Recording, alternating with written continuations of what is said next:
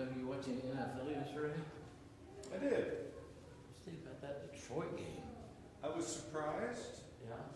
slightly surprised.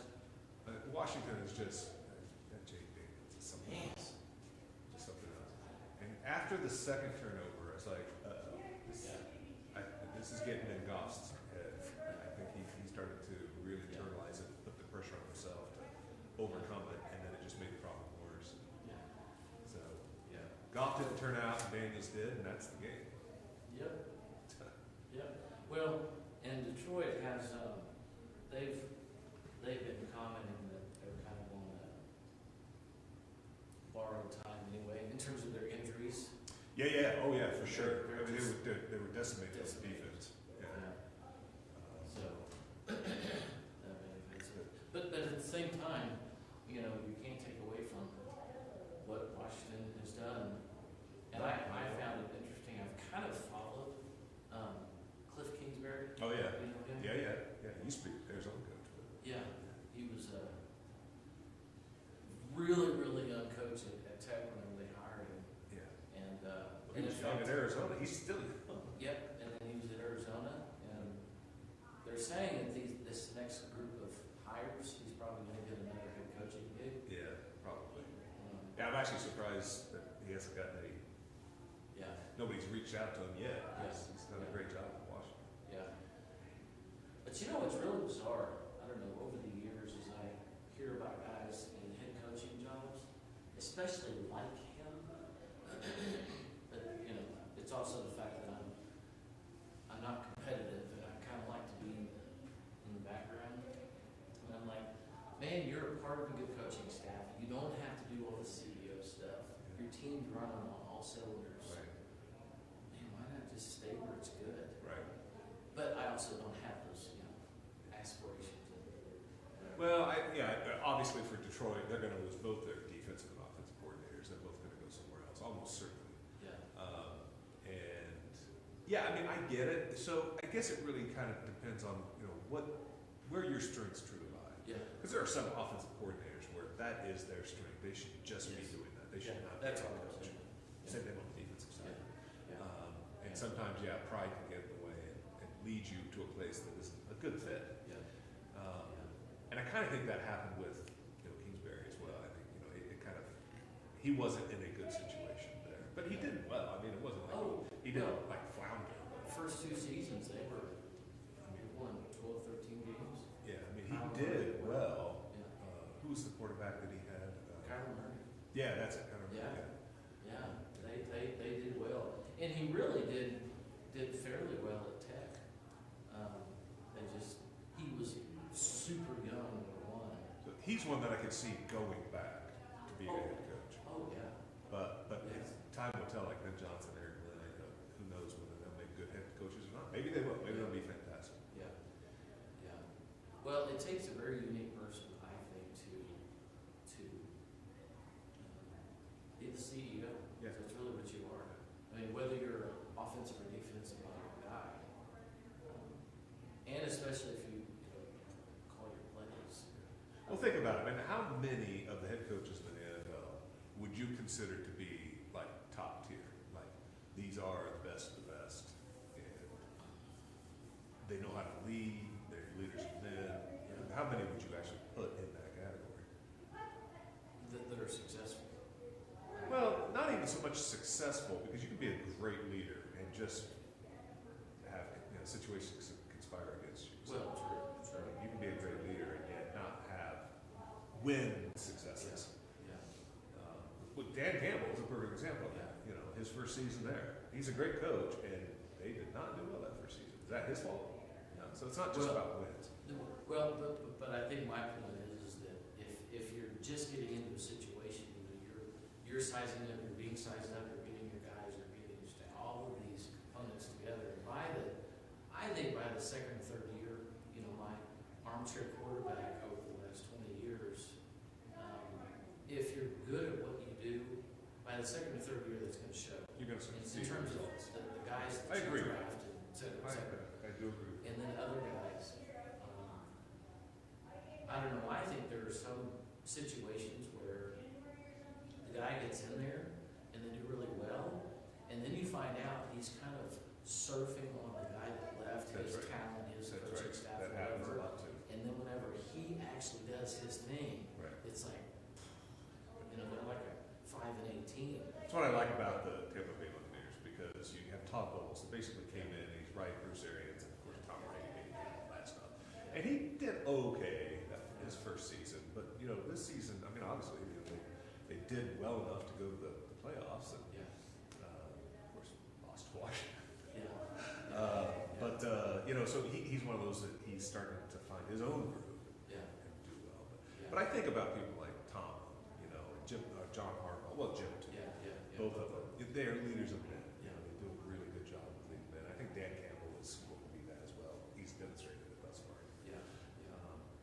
And then there are others that are great coaches but aren't really leaders. So Well, yeah, because I think Belichick can be considered. he's a great coach. He's just a numbers guy.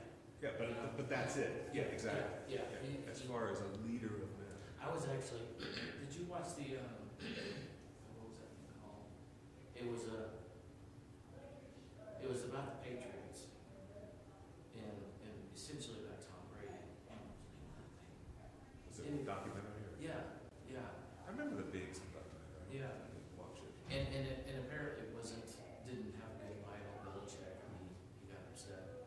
Anyway, that was a narrative out there. But it was the idea that Belichick is not about relationships. Yeah. He's about scheme. All right. And when they went to one of their Super Bowls, I think it was a Super Bowl, I don't think it was a playoff game. And the other team was just better. And they knew it. So he, before the game, I think it was like on a Monday, implemented a zone. And the Patriots were a man. Yeah. It's just how they played. And so he implemented a zone early. And the other team didn't know what to do with it. And, Right. and Patriots won. And I think obviously they ended up winning the Super Bowl. Right. Because he could just see it. He could shift.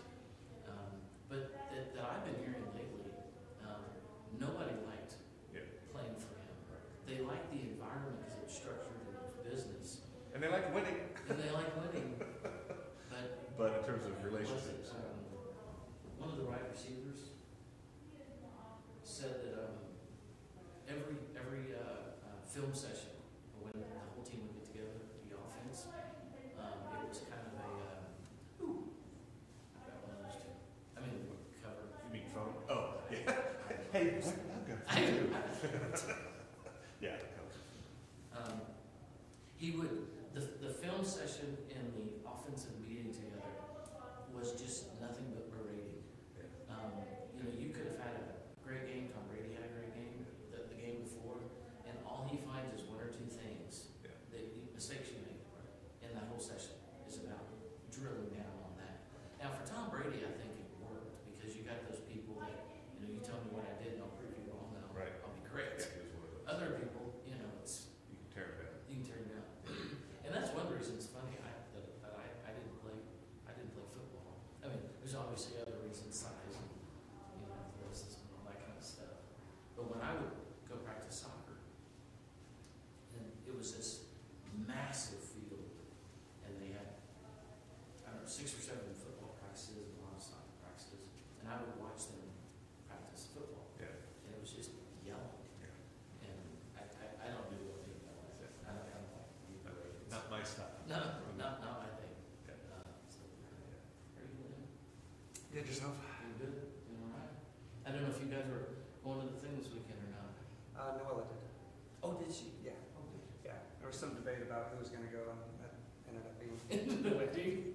Oh, so only one could go. Well, no, we weren't sure if Everest was going to go. If you did, we were probably going to go as well. Okay. Yeah. It's easier to send one with somebody versus. Yes. Yes. Here, take my kids. Yes, for sure. All right. Well, we are streaming. So. As far as you know. No, we are actually. It's just very typical for us to just chat. So I should express my impulse to moon people. Do what? I should suppress my impulse to moon people. That's right.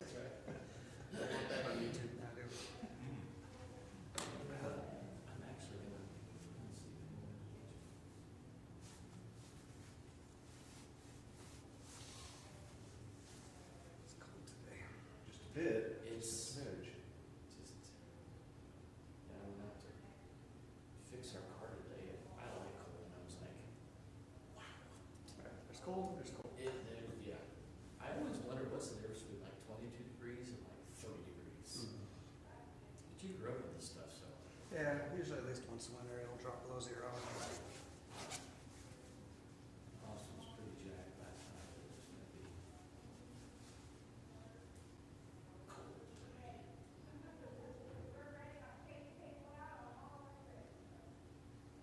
Did you hear back from Bob yet? No. Your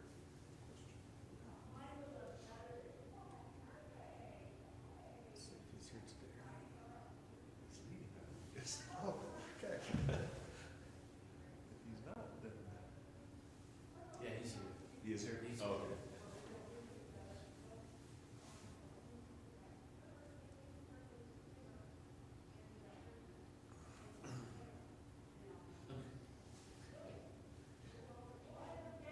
We have one watching, Nice. Is it this? You? and that's me. You'd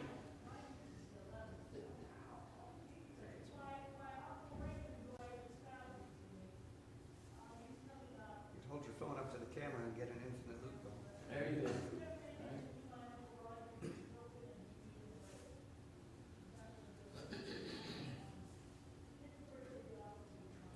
All right, well, if someone clicks on it, it's the name.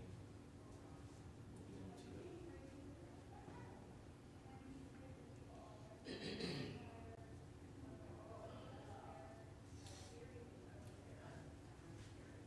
That's why I can't hear me. Oh. Oh, it's just us. Make sure you turn up loud. Thanks, Carol. What? Turn it up loud.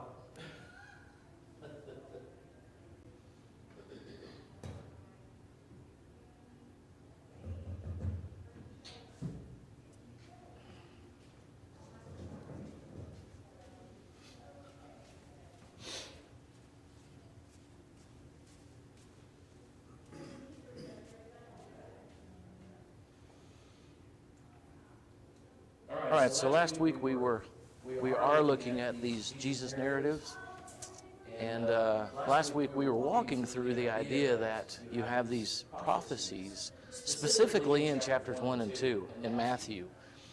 And one of the interesting things is with Matthew, there's a lot of introductory prophecies. And in fact, it specifically said, this happened to fulfill this. And then after chapter 3 of Matthew, there's not a lot there. They're still there, but there's not a lot. Mark, very little. Luke, very little, although they're still there. So Matthew, as a Jew, is very much highlighting these prophecies. And so we're going to look at one of them today, and the idea of dual prophecy, or actually something else altogether that actually I think is happening. So we'll look into this and see where we go. So in Matthew 1:22, you have this Isaiah 7 prophecy, and is the case, which I didn't put on the notes here. The word prophecy in the Hebrew literally means to speak beside or speak on another's behalf. So you have these men, and in some cases women, who are speaking God's message through themselves. So the idea of prophecy really isn't foretelling the future. It could foretell the future, but it's just simply saying what God is speaking through you. And in Exodus 4:34, whenever Moses gets called by God to go to Pharaoh, and Moses chooses not to, and he keeps pushing God to send someone else, God then sends Aaron with Moses. And it literally says that I will send you as God to Pharaoh, and Aaron will be your prophet. So this idea of prophet simply is God would tell Moses, and then Moses would tell Aaron, and that's how that cycle would happen. So a prophecy or a prophet is literally speaking the words that someone has given him. Isaiah chapter 7 very specifically has a context. And so whenever Matthew refers to Isaiah 7, he's taking the situation with Mary and and Joseph and going back and saying, this is fulfilling that. But Isaiah has a very specific context, a very specific story that it is telling. And so this is essentially it. Ahaz is king. It speaks of that in 2 Kings chapter 16, and two other nations are coming after Judah. And so in Isaiah 7, you have Ahaz being the king of Judah, and two nations are coming at them to conquer them, to come after them, to battle against them. Ahaz's dad was Uzziah, and he was a good king, but then he turned proud and had a leprosy, and that whole story, 2 Kings 14. So in Isaiah chapter 7 and verse 3, Isaiah is called to meet with Ahab, which, I found interesting in 1 Kings 18, Elijah is called to meet with Ahab, and you have the whole prophets of Baal thing happening. So Isaiah 7:3, Isaiah is called to meet with Ahab. In verse 10, Yahweh speaks to Ahaz, and I put Yahweh because that's the word there. He speaks to Ahaz to ask for a sign for deliverance. So Ahaz is freaking out about these two nations coming after him. And so Yahweh literally says, ask me for a sign. Isaiah 7:10. Let it be a deep... So before we get to that point, Ahab actually says, he actually says, I'm not going to test the Lord for a sign. I'm not going to do it. Which kind of goes back to Deuteronomy chapter 6. Do not test the Lord your God. Do not do things that will put him to the test. And there's a specific phrase, that's the reason why I put this up here, Isaiah 7:10, at least in the version that I was using. Yeah, this just says that he spoke to Ahaz, not Ahab. Oh, Ahaz. Yeah, you're right. You're right. Yeah, different guy. Yeah, different situation.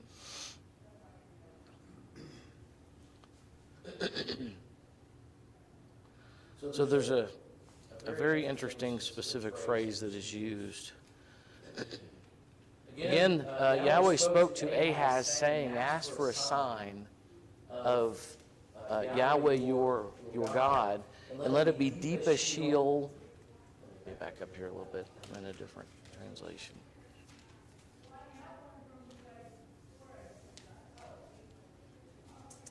Whether in the deepest depths or in the highest heights.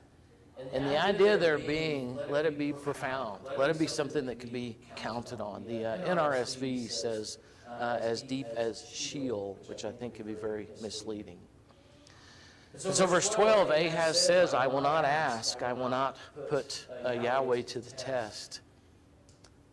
And so then Isaiah said, verse 13, hear now, you house of David, it is not enough to try the patience of humans. Will you try the patience of my God also? Therefore the Lord himself, and this is where we get to verse 14, the Lord himself will give you a sign, or a signpost, so to speak. Now, the NIV says virgin. The Hebrew word there seems more accurately to be just a woman that either has been with a man or has not been with a man yet. But it's a woman. The word there should not be virgin. The virgin will conceive and give birth to a son. Different translations have that she already has the child. So in other words, not the conceiving, but she already has conceived. What do y'all's translations say? Will conceive. Shall conceive. Okay. Yeah, it does look like the word for virgin is used for, but either girl. or Yeah. virgin. Yeah. It's translated, yes. So there is a woman, she will have a son, and you will call him Emmanuel. Again, the word Emmanuel, as we've looked at, means Yah with us, or El with us, God with us. And then it gives a description of who he is. He will be eating curds and honey when he knows enough to reject the wrong and choose the right.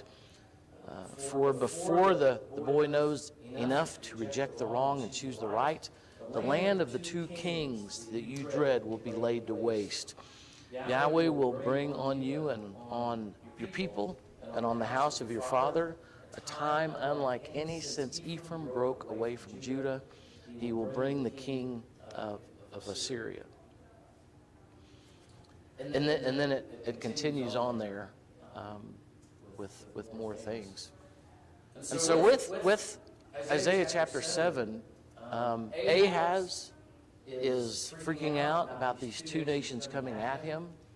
And so Matthew refers back to this time and states that this happened to fulfill what was going to happen to Jesus through Mary. And so I tried to do a little bit of looking into this idea of fulfillment. And it seems like something that's possibly happening. Now, I fully appreciate that I have a bias. And the bias that I have is there was a situation happening in Isaiah 7. There was a very specific context that was taking place. And this is about 600 years before Christ comes along. And so for Matthew to look back, say that was written so that this would happen, as opposed to this is kind of like that. You have this woman, she's going to have a child, and if you notice, it states that before this child gets to a certain age, the nations that are going to come after you will be gone. And so, God being with you, as those nations are going to try and cause trouble for you, they're going to be gone. So some of the similarities, of course, you have a woman, she's going to have a child, and that child will be born, and then you have this whole story. Matthew goes back to this and speaks of Mary as a virgin, the Holy Spirit, and this child that she's going to have is called Emmanuel, God with us. And if you look at the idea of Emmanuel, and as we talked about last week or maybe the week before, outside of Matthew chapter 2, Emmanuel is not used anywhere else. It's used once. And it seems more of a description than a name, because they don't call him Emmanuel anywhere else. And here, it seems again more of a description in terms of his name will be, you will call him. He will be referred to as God with us, because God is providing, he's going to provide them help. But how long will it take before this help arrives for Ahaz? By the time he understands right and wrong. Yeah, so whatever age that is, when that happens, then Judah is going to be delivered. So in other words, it's not going to be when the child is born that's going to happen, or soon after that this is going to happen. It's going to take 10, 12 years before this sign is seen for Ahaz and for Judah to be taken care of. Well, again, going back into Matthew's context, he's pulling this out, that one verse, and I think, my understanding is that generally when they were quoting a verse of prophecy, that it was intended that they were calling to mind as like, a bullet point. Yes. I'm giving you this bullet point. Yes. You know the context of Yes. what I'm giving you. Yes, they very well knew the context. Yes. Yes. And so he's pointing to that, and it's interesting that right after he talks about the virgin conceiving, Yeah. he says, and then verse 16, he says, for before the boy knows how to use the evil which is good. Right after Matthew quotes that scripture, you launch into chapter 4, which is the temptation of Jesus. Yeah. He's Yeah. choosing Yeah. right from wrong. Yeah. He's choosing Yeah. good. Yeah. That's a good And point. that's what he's That's a doing. good point. Yeah. And that's the Yeah. point at which Yeah. he starts his ministry, right? Yeah. I mean, that's, Yeah. that's the beginning of it. So. Yeah. Yeah. Well, actually, there's chapter 3 in the middle, but I see your point. That, yes. I thought this was in chapter 3. I thought the Matthew quotes it. No, it's chapter 2. Yeah. In any event. But yeah, I see your, no, I see your point. That's a good point that he's making that connection. And again, I'm glad you said that, because I think that's the point that we as readers need to get, as opposed to being so thick with the prophecy thing. Matthew saying this is like that. And for the Jews, they went back often to, even in the temptations of Jesus. At least the 3 that we have in Matthew, because Mark tells us that there's a lot more. Every one that he had, he goes back to Deuteronomy. The bread that was offered, change these stones to bread. You should not live on bread alone, but on every word that comes out of the mouth of God. Jesus goes back to the Torah, the Old Testament, which is what they had as their constant, as their help. So I think that's part of a lot of what Matthew is doing, is not necessarily fulfillment as we think of it. He's saying, you remember what happened to Judah with Ahaz and the woman and the child? That's kind of what's happening here. That God is going to take care of not just us, but he's going to take care of all mankind through this child of this woman.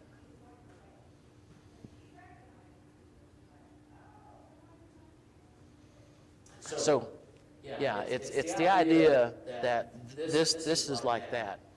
Now, I cannot tell you why this idea of fulfilled prophecy has taken me so much.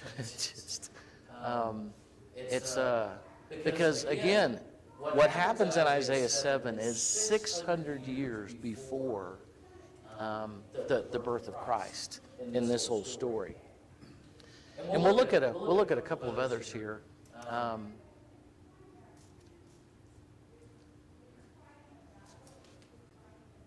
So also, from verse 18 on,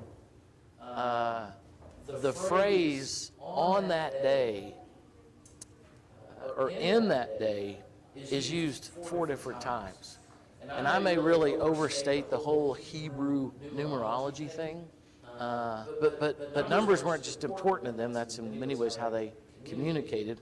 I was looking up the number 70 for some of my lesson today. And 70 is a very important number to them. And so when Jesus tells his disciples, how often should I forgive? 70 times 7, it meant something very deep to the audience at that time because of how they processed numbers. So on that day is used 4 times from verse 18 on. And 4 is the number of newness and fulfillment. And it's even grouping, that you have these groups and they stay consistent. So all of these great things are going to happen when this child gets to the certain age, and Judah will be taken care of. This is what Matthew is referring to, this story, not simply just verse 14. That with Jesus and his birth and all of the things he's going to do, he is going to free Judah, Israel. And he is going to allow and create, imagery-wise, all of these great things that are going to happen. And then you have chapter 2, verse 6, verse 15, verse 8, verse 23, and these different prophecies as well that are brought up. And so for Matthew, writing to Jews who were very much relying upon their history this is his theme, is that for them, the prophecies, the fulfillment, their history, all of the things that God did, these are the things that were very, very important for his audience, for those people. You know, I found it interesting the time that I watch a football game. I really enjoy the commentators who know their history and know their stuff and know their players. I really key in and I'm listening to that because I know that and I enjoy that. If you got guys who just blab, I was listening yesterday to the game and Tom Brady is a new commentator. And other people really get annoyed at him that just don't know why he's there. I enjoy him because he talks about the game, and I like that. He knows all the minutiae that's happening, and I really key in on that. So for Matthew's readers, and they go back, you know, as Doug said, they know Isaiah, and they know this story. And so he says what's going to happen to Mary, if you go back to Isaiah 7, it's like that. That's how God's going to take care of this. And not only bless his people, but also bless the world. I hope that makes sense. Yeah. He uses the word, this is to fulfill. Yeah. Yeah. To make complete. Yes, to make complete. Yeah. Yeah. And so there's a lot in the Old Testament, again, that is like, it's type and anti-type, right? So Yeah. there's a lot of types Yeah. in the Old Testament. Yeah. Anti-types fulfillment is seen in the New Testament. This happens throughout Jesus' life, but then even beyond that too. Yeah. And so I don't know. But I guess my point is, whenever there are, and because of the translation process, there are words that we hear in our English vernacular that I don't know that they meant the same thing. Because we hear fulfill, and we hear something very specific in terms of the Bible. Isaiah 7:14 was written, and this happened so that when Jesus comes, you have, this was written for that.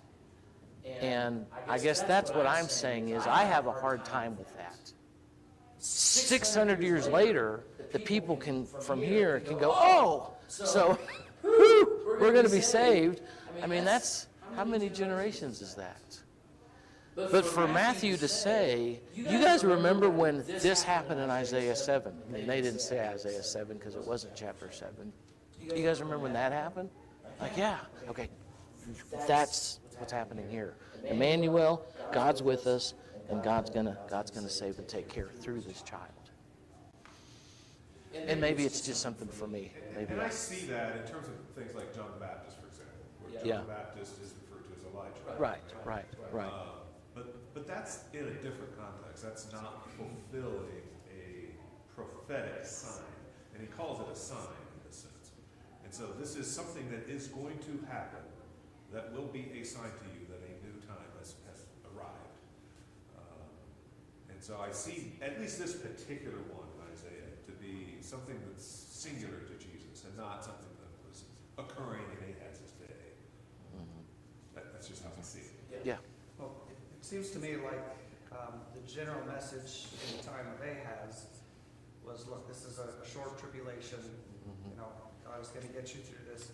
But then he throws in some very specific details when giving that message that may not have had any particular meaning to that group of people other than, okay, yeah, God is with us. It's going to be a pretty short time. We're under tribulation, and then everything will be fine. But it seems like God chose those specifics because he had in mind later that I also want this to refer to this. Yeah. So I didn't have to prophesy in this way for Ahaz, Right. but I choose to because it's going to have meaning to them and it's going to have extra meaning to Christians.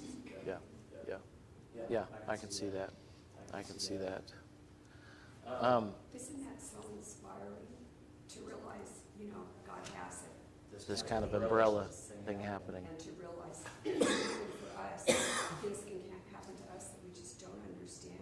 Yeah. Maybe 20 years later, Yeah. you can see the thread that This is arc. all Yeah. of it. Yeah. To me, it just shows God's awesomeness. Yeah. God's care and God's kind of arc for all things. Yeah, yeah. Now, in Matthew 3, the word fulfillment is not used, but talking about John the Baptist. John the Baptist came preaching in the wilderness of Judah, saying, "Repent, for the kingdom of heaven is at hand." This is he who was spoken of by the prophet Isaiah. And so the same idea here is the word fulfillment isn't used, but Isaiah talks about John the Baptist. The guy is going to come, he's going to prepare the way of the Lord, make straight his paths. And so you have this Isaiah figure, John the Baptist figure coming along as a result of what Isaiah wrote.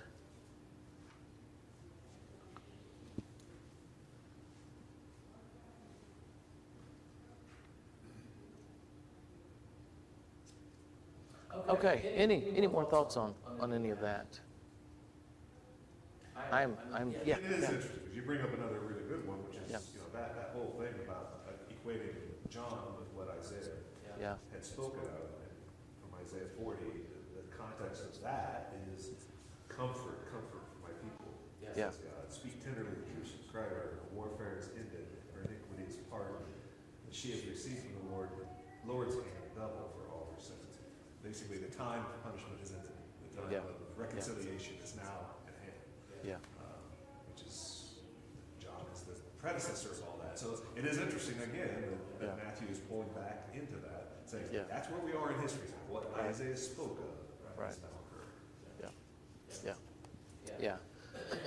Now, again, I want to encourage you to notice, and for whatever reason, maybe these are just hyper ideas in my head, is it's not just generally, but all three of the Jesus narratives, specifically Matthew, Mark, and Luke, are written to very specific audiences for the reasoning of their themes, of their ideas.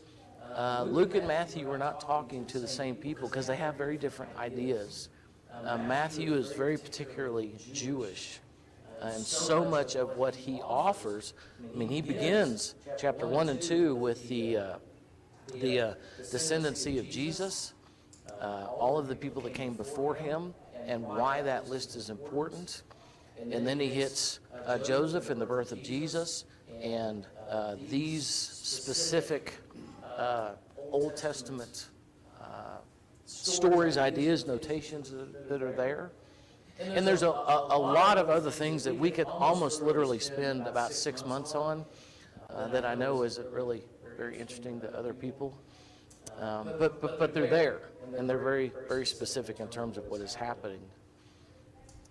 So as you read these things, and I guess to make a further point, because maybe I didn't feel like I made it before, as you read these narratives, remember that, for instance, if you're the Lord of the Ring enjoyer, and you read that whatever, and you're reading that versus reading like a spy novel or something, different theme, different context, different audience, or you're even reading some history that actually happened.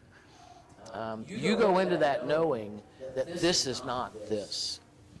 And the same thing with these, with each one of these narratives. They're written to a different audience, somewhat about the same thing. It's the same truth. Yeah. And the specific, the irony that we see in true biblical prophecy and how specific it is, as opposed to, some people that prophesy or claim to be prophets these days, and their prophecies are almost like a fortune cookie at a Chinese buffet. They're just so broad and so generally random. Yeah. But these are so specific. Yeah. Someday you'll go and meet somebody and have a good life. Yeah. It's like, oh goodness, that could be anybody. Yeah, for sure.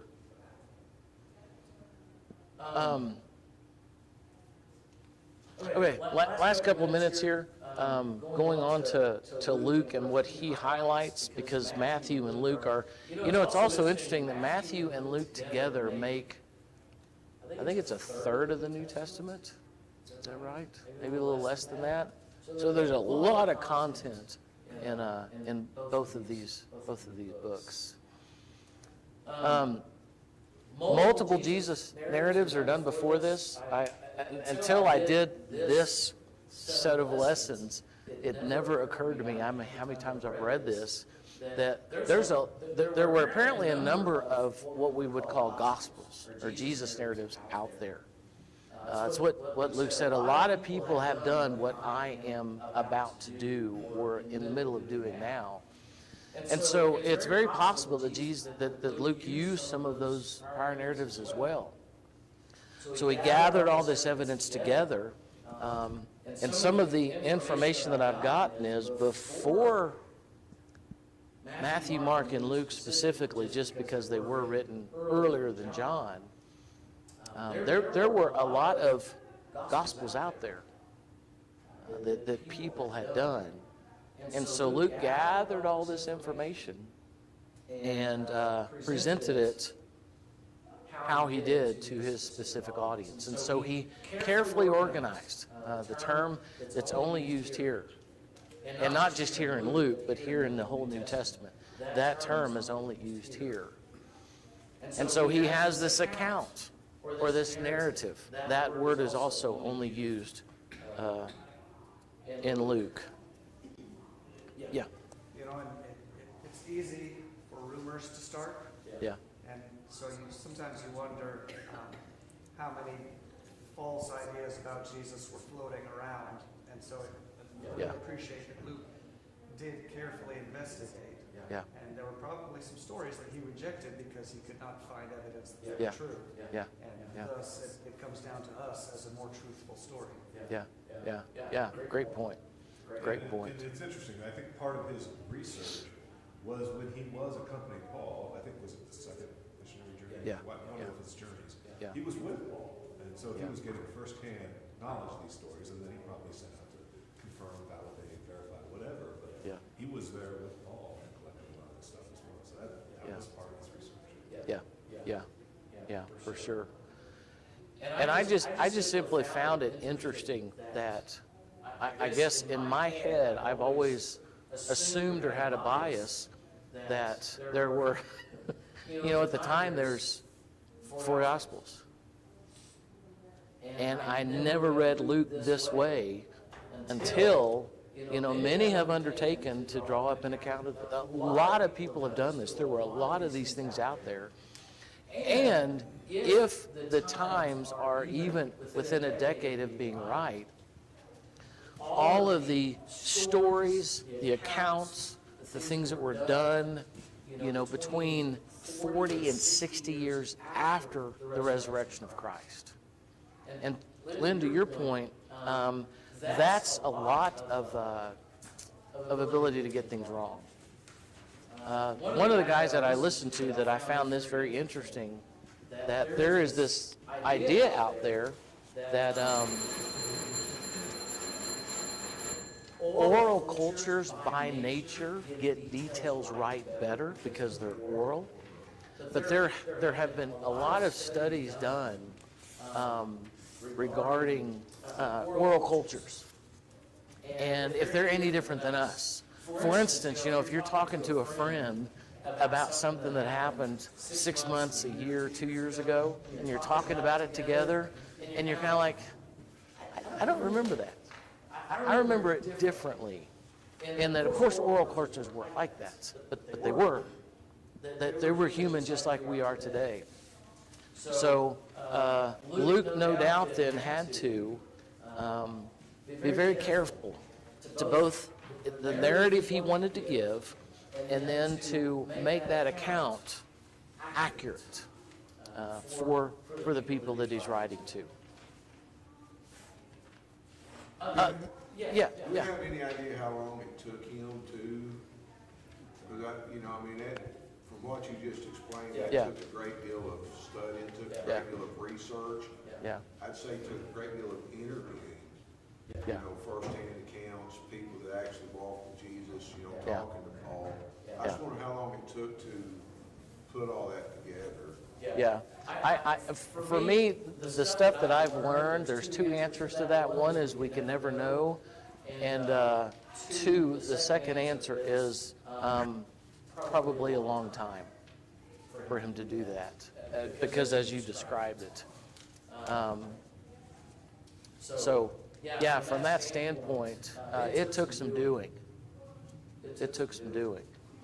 I mean, if being on Paul's missionary journey was part of that research, it's at least 3 years then. Yeah. Quite likely longer.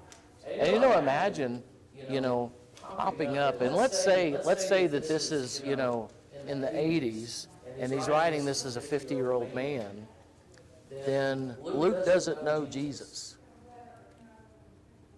And for that matter, either did Paul, like the apostles did, because Paul had the vision.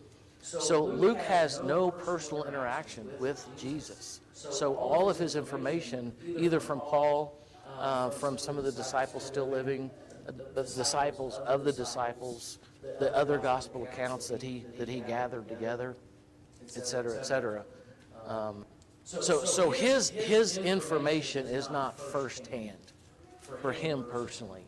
It's stuff that he's gathered together as a historian of whatever level he is. And also notice here, and I know the bell rang, but notice here for Luke that, and this again is something that just is very, very curious to me, the way Matthew starts his book.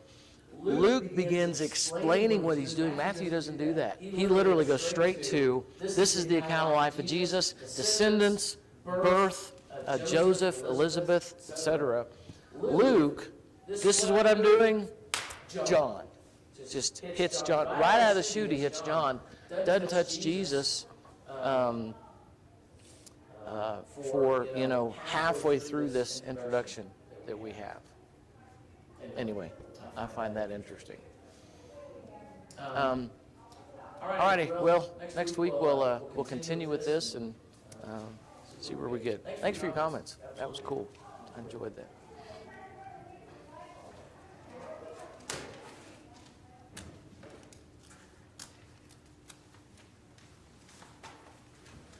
And presumably Paul would have known of Jesus, maybe even interacted with him.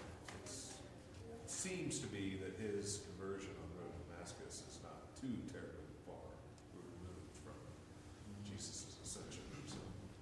Well, it is believed that his conversion was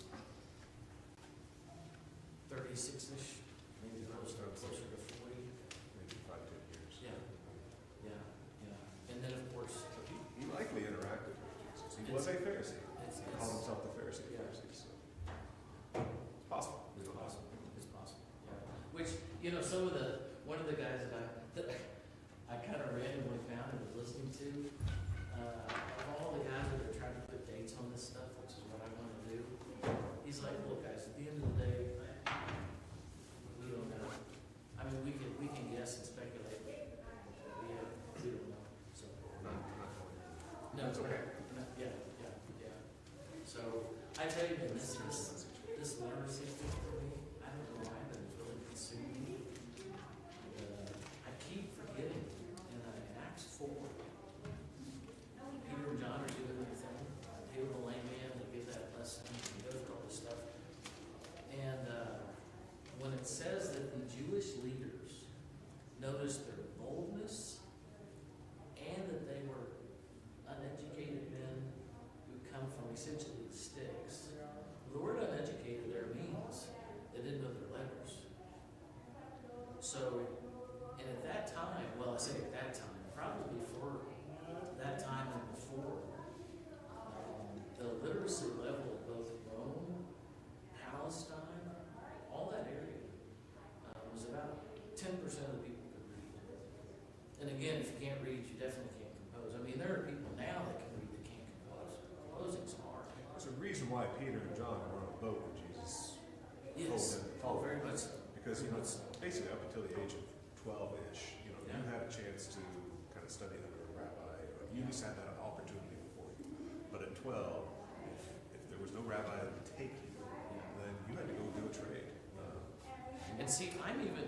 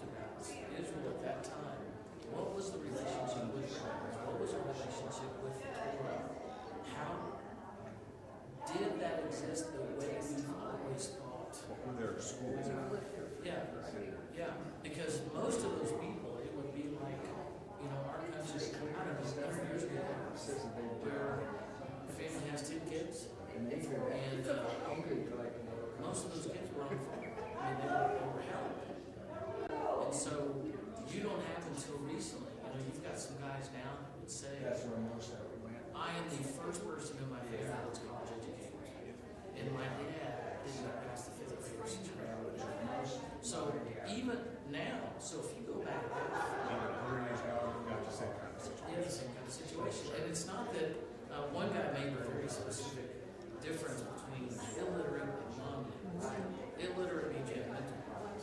Non-literate is that you don't have a reason to. Makes you wonder when Peter and John learned to read and write. Well, Early on, or what what did I'm they learning is if you take away what I call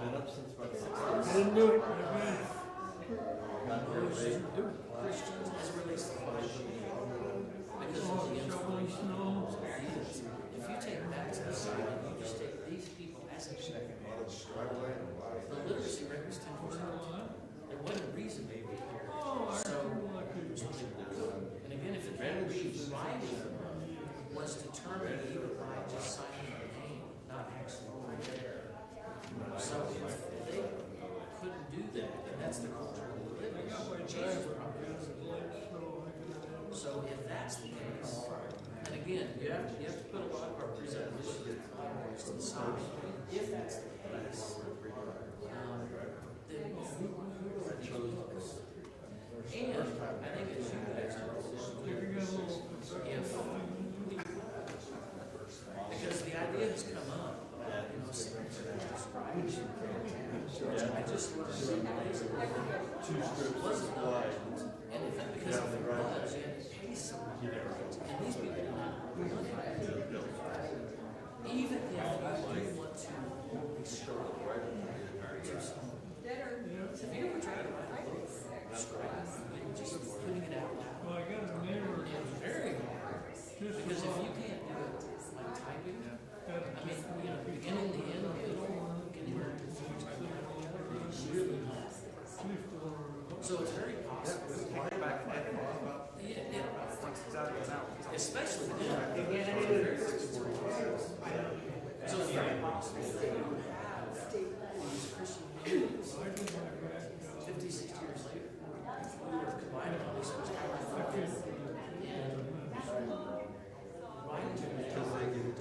again,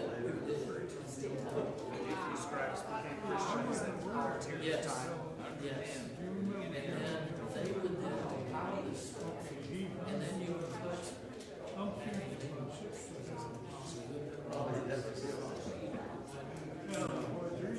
et cetera, because they're not original. When those things first came out, it didn't say the gospel. It just so these Christian communities business today, what do they share with Jews in order to share Jesus? That really blew my mind, realizing that we have. Okay, thank you. And then you got John, on 5, much later. And if John And he was banished from the yes, yes.